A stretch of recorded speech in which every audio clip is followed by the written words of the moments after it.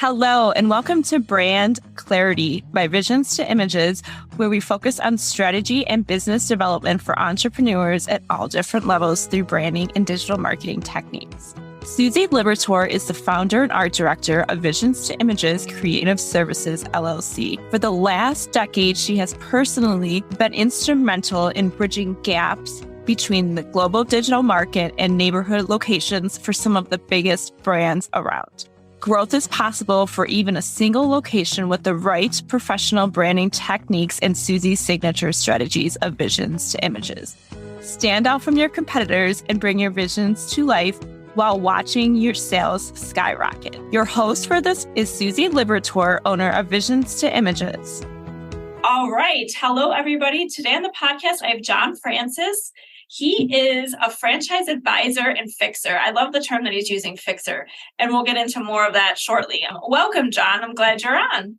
Thank you, Susie. Glad to be here. Absolutely. So I know a little bit about your backstory, but tell some people that might not know how you got into this franchise industry first of all. Sure. Well, I was a lucky kid. I was actually born into a franchise. I mean, literally, my mom and dad started a hair salon franchisor back in the 60s when there wasn't much going on. Franchising was hotels, restaurants, and gas stations. I'm pretty sure that my parents were either the first or one of the first to franchise a barbershop at the time, hair salons. My dad was a barber, and he was looking for a way to create a bigger opportunity for himself and the people around him. So someone said, "Why don't you franchise?" He said, "What's that?" Anyway, they did it. Long story short, it was successful, but not easy. Sure. And he made all the classic mistakes that most entrepreneurs do. But he was a hard worker and a great guy, and he put smart people around him. And thank God my mother was there, and things grew. The company was pretty successful. We got into multiple brands. We got into international development. We did acquisitions and conversions. And my parents really were pioneers in a lot of ways in the franchising industry. Amazing. I grew up going to IFA conferences. Literally, this year's conference, I think, will be my 35th IFA conference, which is nuts, right? I'm 56 years old. So I've been going since I was like a teenager. My mom and dad are in the IFA Hall of Fame for what they did in our industry, in the salon industry, but also in the franchise industry. They did a lot of things that people take for granted today, were things that they innovated and shared with others. So it's a great way to grow up. We sold our family business in 1999. Almost 25 years ago, we had just over 1,000 stores in 4 countries, publicly traded, NASDAQ listed franchisor. And we sold, and it was a great big deal. Everybody won, and I kind of retired, sort of, took a break. I had a nice severance agreement. And then I went on to go do 5 more franchise deals on my own as a franchisor, as a franchisee, as a supplier, as a developer. Probably my highest profile franchisee work was with a brand called PostNet. Okay. I was a 2-state developer, multi-unit owner, franchisee. I did that for 10 years and then sold it and went to work for the franchisor for a couple of years to help them with some issues and some strategy and things they were struggling with. And then I left that company, left that role, and they wound up selling that company about 5 years later. The 2 founders sold it. So another great outcome for those folks. So I learned how to do franchising from a very early age, and I got involved in all kinds of things. Like I said, acquisitions, dispositions. I mean, we had wins, we had losses. We had hundreds of franchisees all over the place. I got a lot of practical experience. I did go to college. I got a business degree, and then I got busy and went to work. I guess over the 30 plus years in franchising, I don't claim to know it all, but I am a share it all. So I can share what I know, and I'm not afraid to ask questions and get people to think about things and kind of see what they don't always see. So for the last probably 10 years, I've been sort of an independent advisor, independent coach. I do some speaking. I run some mastermind groups now. That's kind of a new thing. Yeah. Last year, we started that. And I just love helping people get it right. When franchising is done well, the franchisor does their job, the franchisee does their job, and the suppliers do their job. Everybody wins. And I love to see that outcome. I usually get involved when something's gone wrong or something's not working anymore. Either they grew too fast or they grew too slow, or somebody died or something is something's not right, and they don't know what do we do? And somebody says, why don't you call this guy? And I do my thing, and I try to help where I can, and otherwise I just get out of the way. I like to help, and I'm lucky. I'm as busy as I want to be. I'm a lucky guy. I get to do what I want. I'm grateful for it. That's amazing. That's such a great story. We talked about the fixer. So tell me, why do we call you the fixer when it comes to franchises? What do you fix? What do you do? Well, I think what makes me a little different is I want to come in and help other people do their job. Right? I don't want to do it for them. Right. I'll help them do it better. I don't want to buy the company. I don't want to sell a company. I don't want to invest in the company. I certainly don't want to work there like a regular employee. I'm not looking for those kind of roles. If I take a role, it's usually a coach, an advisor, a board member, right? I'm a real fan of advisory boards and effective board of directors. I spend a lot of time serving on a lot of boards because I can be very valuable, but not real busy. I can make an impact on a brand without being there every day. That's kind of my thing. So I guess what I do is help people understand what's really causing the problem they're experiencing, and then give them probably more than one way to solve that problem and help them decide what might be the best option. They make the choice and they execute. Sure. Right? I'm not there to do the work. I'm there to help them do their work better. That makes sense. That's good to know. That's perfect. I think a lot of times in general, people need some type of accountability support. They need that fixer that we got to get out of our own heads and own ways sometimes. And having that sounding voice is very powerful. Yeah. And I bring with it just a tremendous amount of my own personal experience, but the experience I have from other clients and other brands and other systems. I've had my fingers on more than 50 brands over 30 years. Some I've been an owner, operator, franchisor, franchise. Some I've been very involved in. Others I've just had a little bit of impact, but I learn from everything and I take it with me and share appropriately, confidentially. I share like, hey, I've seen this before. Let me tell you how this movie is going to end. You want to change the outcome? Well, let's change it now. And here's how you might consider that. So I get to bring along my experience and then my network because I've been around it my entire life. I've got a pretty solid network of people that I really know and trust, and that no one trusts me as a responsible professional, right? I'm not out, trying to get a nickel out of every conversation. I'm really around to I try to do the right thing and help people get it figured out. And like I said, if I help, I can stick with it. If I can't help, I'll move right out of the way. A lot of other folks out there are just, they're constantly looking to generate revenue from everything they touch. I'm not wired that way, and I don't have to operate that way. Right. I think that the important thing too is you say we don't have to nickel and dime. I don't nickel and dime, right? That's just, I feel like that's just so not appropriate for a lot of times. Obviously we all have to make a living, but we don't have to nickel and dime for every little thing. And I love that you say you can get out of the way if you're not the right person. So many times people try to do everything or oversell or try to talk the talk. And why? Just give them the referral if they need it and move out of the way and be happy that you're able to help both people, actually. Like I said, I've been around it so long. I have plenty of people that come back from time to time and say, well, you helped us over here, or you remember back when we were struggling with whatever. Yeah, I remember. Well, now we got a new problem, and we thought maybe you could help us again. Oh, sure. Where are you at today?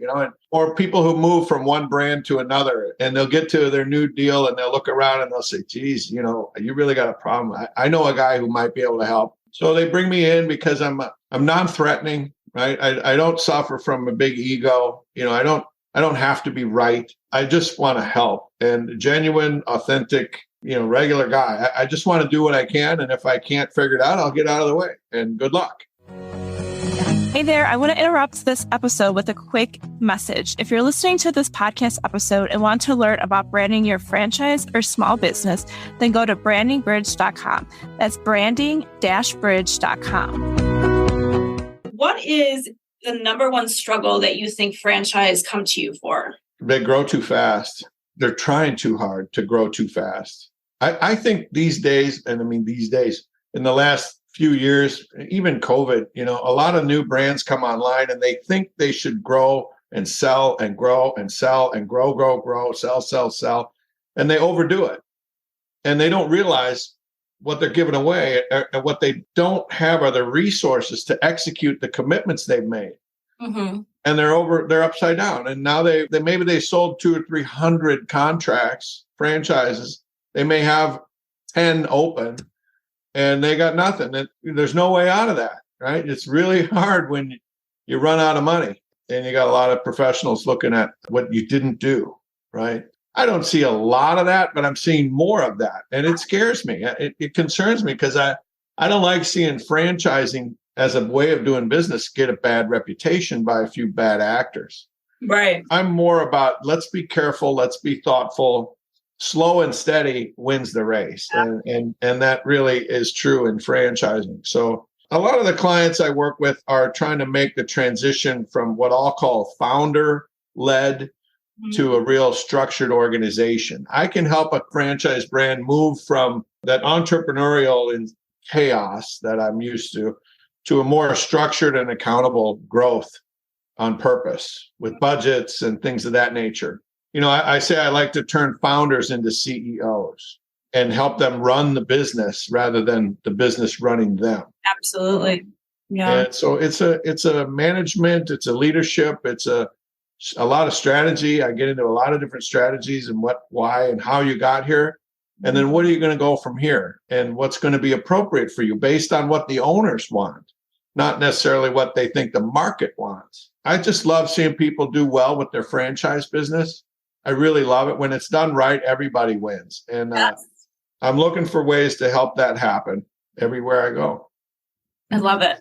And so you actually have something new, the mastermind that you offer for franchisors. Tell me a little bit about that and what people can expect. Yeah, thank you. I got involved with a group that's doing it's called the ZOR Forum. The forums are what I call peer groups. It's not a new concept. These have been around for ages. I was actually in a business owner peer group for 25 years back when I was a franchisor. There's 3 guys that started this, and I got involved as their first franchisee. So technically I'm a franchisee again, which is fine. I love it, right? I don't mind. These are groups that meet. We meet once a month. Right now it's a 3-hour commitment. We do it virtually on Zoom. And I put franchisors in a group in a facilitated, confidential environment where we are solving problems. Right.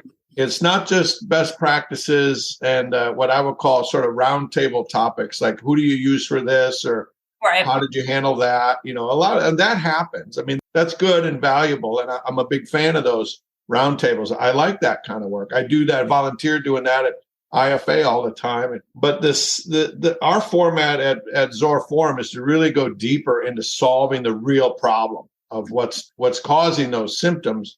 I can peel it back as the facilitator, moderator, and help those people really fix what's the underlying issue. And the magic happens. It's not all me. All right. I don't do all the talking. I might ask the questions that make people just a little uncomfortable, but that's where you grow. And then the members work with each other. So somebody might have a great issue, a real problem, and then somebody else has a real solution or a better question. Right. Absolutely. And we collaborate and work together. So I'm facilitating and moderating and I'm sharing everything I know or can think of, but I'm also drawing it out of the other members at the meeting. So we really are helping each other work on our businesses. And it's a lot of fun. It's quite powerful. These people build a relationship over time. It goes beyond the business stuff. We get into some personal issues sometimes because that's life as an entrepreneur. Yeah, absolutely. So I've got 2 groups today, and I'm very carefully putting more people into those groups. I'm pretty selective about it because I can, and I want to be careful that, it's a give and take environment. You have to be able to give as much as you take. And if somebody's in there always taking or somebody's in there always giving, then it really doesn't work. I have to balance the groups and be real intentional about who joins and then their level of participation. Sure. A lot of it is group time. I mean, that's the main crux of it. And it's very affordable. The fee today is $500 a month, which I think is pretty affordable for really any kind of business owner. But if somebody needs more time or they got a bigger issue, we can do one-on-one time. And then if it really turns into something more, we can work on a separate project or retainer or whatever it might be appropriate. Again, I'll help them if I think I can, but absolutely, I'm not really there to sell anything. I'm there to help them solve problems. That's what we do. People come out of there with a whole new awareness of what they thought was the problem might not really be the problem. And then it's also a safe place to go when in between meetings, if something comes up, and, oh my God, what do I do? Well, the people in your group are familiar with your business. They know about your model. They know about your team. They've heard and understand what's already going on. So it's not like you have to call some stranger or some friend who may not really understand what you're doing. They can talk to each other all the time. And it creates a lot of value. What I say is we accelerate your growth and we help you avoid some real problems. If I can predict and tell you what's around the corner and you know how to handle it before it gets there, that's going to accelerate your growth and performance. That's what we try to do. That's amazing. Thank you for all that you're doing in the community. It sounds like you're very active and passionate about the franchise industry. So the industry was good to me and my family, and a lot of people that I know have had real great success through an awful lot of hard work. Let me tell you, I don't know anyone who's accidentally successful. That I don't think really happens, but people earn it and they deserve it. And then the ones that I think are maybe a little more enlightened kind of see the chance to give back. I actually benefit by doing what I do. And it's not just economics. That's easy, but I take great pride in seeing my people get successful, my clients, my members, my friends, the people I get involved in their business. And I'm a lot of times kind of behind the scenes or under the radar. I'm not real visible. I don't want to be. I don't mind being kind of the silent fixer. I'll come alongside of them and they need help and I can help them. And then I leave and nobody knows I was even there. I like doing that kind of work. I love helping other people get where they're trying to go. So if anybody wants to get in touch with you or learn more about you, what is the best way to do that? Well, I was given a nickname years ago. My name is John Francis. So you can Google John Francis. That's who I am. But I'm the youngest of 5 kids. So all my friends and family call me Johnny, right? I'm Johnny Francis. I was at a conference and one of my good friends looked at me and he says, I see you and I think Johnny Franchise. And everybody around had a good laugh. Well, it stuck. That was a nickname that was given to me. So my brand is Johnny Franchise, which I love it.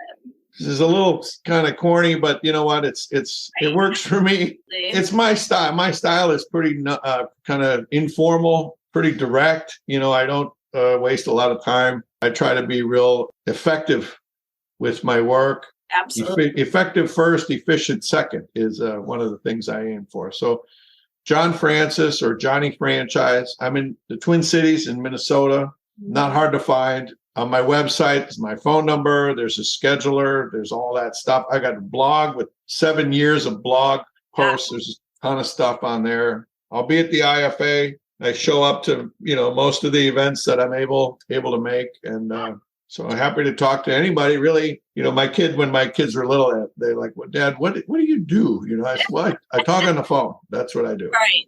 Exactly. Well, thank you so much for coming on.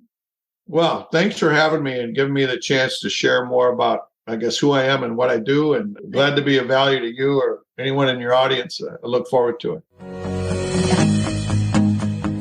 Thank you, everybody, for listening in on today's Brand Clarity episode with Susie Liberatore. 2 things. First and foremost, please, if you liked this episode, please subscribe and leave some positive reviews. Also, don't forget to sign up for Stop Sending Your Customers to the Competition and get my insider secrets to compelling branding that converts. You can find that at branding-bridge.com. It's a free workbook for you to check out right now. All of the branding techniques and strategies that I use for my paying clients.